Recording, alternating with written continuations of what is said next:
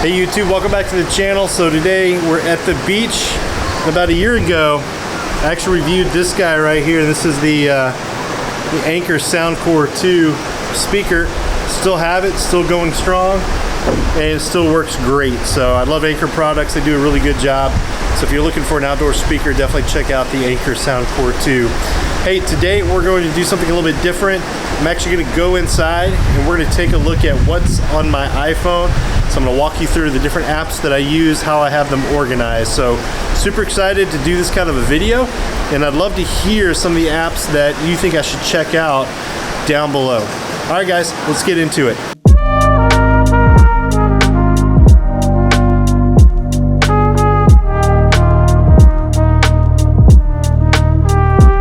So I'm super OCD about my home screen, and I keep it pretty minimal. I don't want a lot of distraction on the home screen. I want to keep it pretty basic, pretty clean, nice and neat. So I have 3 rows up top, and then I have the toolbar down below, filled with a few apps. So we'll go over that first. So basically I have the phone app down here, I have messages, I have photos, and I have the camera app. So I basically use the Apple camera, but I want them to be all in the same place. I want them to be very easy to access, so I have all 4 of those down at the bottom. And one thing to note is, if you notice on your lock screen, the camera is on the bottom right. So I situated the camera app on the home screen to be the bottom right as well. So I know that regardless of what screen I'm on, if I click on the bottom right, I'm getting the camera app, essentially is what I'm going for there. And then across the top, I've got Google Maps. You know, I would love to use Apple Maps. Actually, my preference is to use Apple apps whenever I can, mainly because a lot of the Apple's ability to extend the functionality of their own apps is much greater than third-party developers. So you get you get more robust options if you use the Apple apps in some cases. But I just don't trust Apple Maps, and so I go with Google Maps because I know that if I need directions, I need to get somewhere quick, I need the best route, then Google Maps is going to get me there the fastest. For my podcasts, I use Pocket Casts. I love Pocket Casts. It's got a great interface to it. Here's some of the podcasts that I like to listen to. You can filter to view your newest releases all in order. There's a nice discovery page where you can search for new apps, and you can find new things to listen to. So Pocket Casts, I've been using them for a long time, and so they're my podcast app of choice. Apple Music, this is what I use for music, is Apple Music. I have my family on the family plan, so it's just really easy and convenient for all of us to have Apple Music, all of us to be able to listen to music, no problems. Audible recently took the spot of the Kindle app. I read a lot of books, a lot of sci-fi books, and I started recently listening to those books, and so I use Audible to do that. It's a great app. I do subscribe.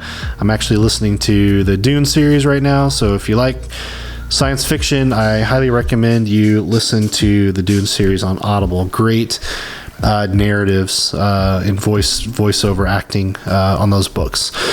For my main browser, I use Safari.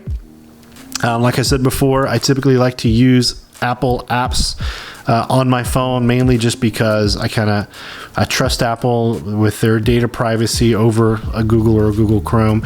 Although I do keep a Google search app on my phone, and I use this mainly for the cards, kind of the Google Now cards that it gives you when you open it up, that are kind of tailored to the sites that you're visiting. I really like that feature, so I use that to get news or read tech articles and things like that. Tweetbot is my Twitter app of choice. I like Tweetbot because it's super clean, very minimalistic. You don't have a lot of ads. You know you're going to get timeline-based posts. Everything works, really well. The one thing is you don't get the number of likes or the number of retweets directly on the post on the front page, so you do have to click into it to get to that those numbers there and to actually read the comments. So there's a couple of drawbacks for Tweetbot, but I like supporting third-party developers, and so Tweetbot is my Twitter app of choice. I go with the Instagram app. Nothing nothing big there. I just think it might be the only app available, but it's definitely the best one. I use Apple Mail. There's one feature that keeps me on Apple Mail. I actually like the design and the usability of Microsoft Outlook on the iPhone. Probably is the best mail client, followed by AirMail would be my third choice. But there's this VIP list that Apple allows you to have, and you can actually tailor your notifications to only notify you when VIPs contact you with an email. So if I go down to notifications here and I go into mail, you'll notice that basically I've got sounds and banners turned off for all of my accounts except for VIP. I have everything turned on. So if you're on my VIP list, which are mainly my clients, I work in a creative agency, a fundraising agency, where we work with nonprofits. So definitely my clients are in my VIP list. It's a pretty small list of people that I keep there, and that just means that if they contact me, I'm going to get their message, and those are the important messages that I want to make sure get through. Other than that, I'm really all about limiting the number of notifications that I have happening through my phone device. That's also why recently I've actually switched away from the Apple Watch and over to a more traditional style of watch. And that was really to limit the notifications. I was getting kind of notification like echoes kind of on my wrist where it felt like the Apple Watch was notifying me, but it really wasn't. And at that point I was like, I just need to kind of move to something different. So I was wanting to kind of simplify that and really kind of just make it only the most urgent notifications that get through to me. Calendar app, I haven't really taken a look at other apps like Fantastical, but this one works just fine for me, so I kind of leave it at the calendar app. And then YouTube is my main social media app, so I watch a lot of YouTube videos. And obviously I do have a YouTube channel, so I keep YouTube Studio on the front page so I can kind of check out comments and stats and things like that as they come in. So that's kind of the first page. I keep it pretty simple, pretty basic. I've got a total of 12 apps, or I guess 16 if you count the 4 on the bottom. And then on the second page, I have everything bucketed into different buckets and then alphabetized in those buckets. So I am one of those guys that likes to alphabetize his apps. A lot of times even my home screen is alphabetized. Right now it's not. I kind of have it organized based on like apps being next to each other, but it's just easier to keep it alphabetized. I'm kind of super OCD like that. So I've got my Apple bucket that has all the Apple apps that come on the phone in there. I have an arcade folder that has games that I might play. I don't play a lot of games, but I have downloaded a bunch. I have a Connect folder, which is all about connecting with social media. So I use Apollo for Reddit, Google Chat. I use that at work, Facebook, LinkedIn, Teams. I don't keep Facebook on the homepage because I'm not on Facebook very often. I keep most of my personal social media to Twitter, Instagram, and YouTube.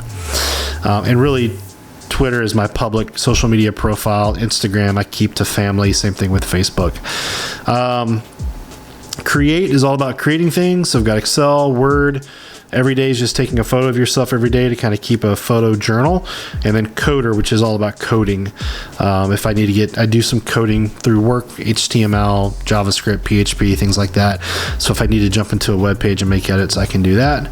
And then GTD is Get Things Done. So Dark Sky is my weather app of choice. I know they were recently purchased by Apple, so I don't know if anything is going to change. I think if you're an Apple user, you're pretty safe. But if you're an Android, they may be going away for you. But I love Dark Sky, works really well, so I use that.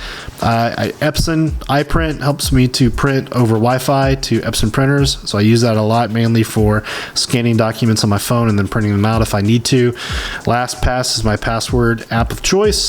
Surfshark, this is something new. So I was using TunnelBear for the last year, and I've heard a lot about Surfshark, so I decided, you know what, let's take a look at Surfshark and see how it works. And it works really well. It's got an really easy to use menu. You can actually access locations really easily, so I could log in through, Russia or Serbia or Spain or really anywhere. I feel like Surfshark is actually an easier to use tool than TunnelBear, so I made the switch after reviewing that. Things is my to-dos app of choice, so I keep all of my to-dos in here, but I also use it for notes. So I've converted Things to be able to take notes, client notes primarily with it, and so that's what I use Things for. I have notes and to-dos all in one app, and it works really well for me. And then Wally, I keep around for cool wallpapers. I'm always looking for really cool wallpapers. If you know of any, leave a link down below because I'd love to check them out. Listen, I have a couple radio apps here, iHeartRadio and radio.com. I don't use them very often, but every now and then I want to listen to some talk radio, sports radio, or something like that. So I keep that on there. Read, I've got 3 apps in here. I have the ESV Bible. I have Feedly, which I use for tech news. So I have a bunch of RSS streams kind of feeding in here for some tech news. And then Kindle, that's my reading app. As I mentioned before, I've kind of started listening to Audible a little bit more, so I put that in the folder on the second page.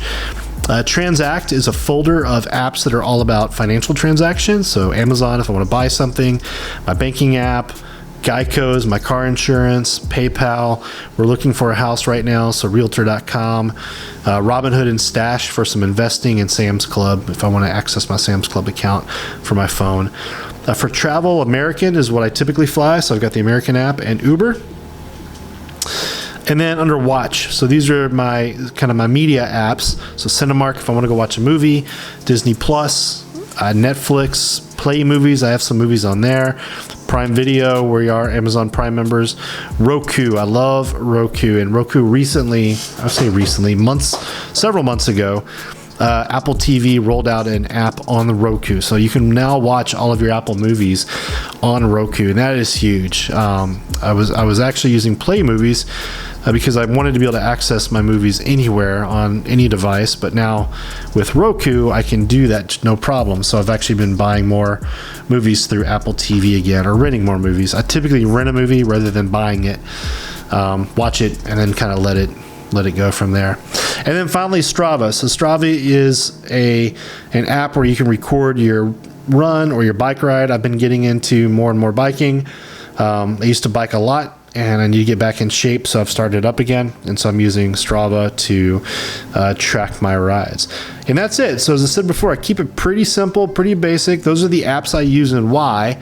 If you have any questions about any of these apps, leave me a comment down below. Otherwise, if you like this content, definitely subscribe. Trying to get videos out at least once per week, if not more, and have some exciting plans for some new product reviews coming up. One thing you may have noticed is I do have a bit of a chip up here. This is the Spigen screen protector, and it has saved my phone, and it does work really well, so I haven't replaced it yet. I kind of have it has gotten scuffed up on the top right hand corner. As well as this is the Wallet Slayer iPhone case I'm using from Smartish. Since I'm down here at the beach, I don't really want to have to carry a phone and a wallet, so I just keep my cards and cash in the Wallet Slayer case, and I am good to go. And so I do have a review of this phone case down below. I'll leave a comment if you want to go check that out. Anyways, thanks for watching, guys. We'll see you in the next video, and have a good day. Later. Peace.